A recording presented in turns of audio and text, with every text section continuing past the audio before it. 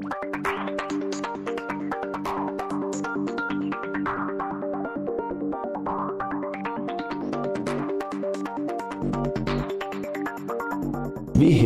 is very useful and comfortable in testing patients with vestibular complaints.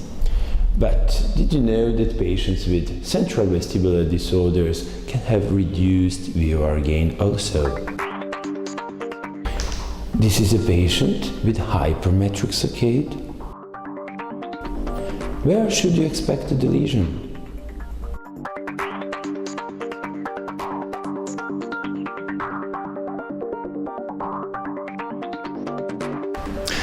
How often do you see positional nystagmus which may not look like BPPV? And how do you differ central positional nystagmus from BPPV? The only way to test otoliths are VAMPs. Expect in this patient, look how asymmetrical VAMPs are and how huge amplitude on the left side. I'll explain you how to perform VVOR test, suppression VOR test, SHIMPs, and of course, how to interpret results in the dizzy patient. See you at VERTIGO Day in Slovenia, in Strunjan, on 7th of June. And who will be there also?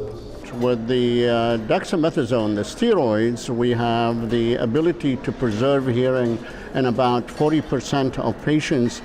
The ECOG signal, all of you know the baseline, the summating potential, action potential. The kind of electrode I use is the tympanic electrode because it's much more effective in picking up a good signal and would reduce the variability, and you can record both the electrocardiographic signal as well as the ABR signal simultaneously. So you're saving time and you're getting a much better and repeatable signal, and that's very helpful clinically, as you know.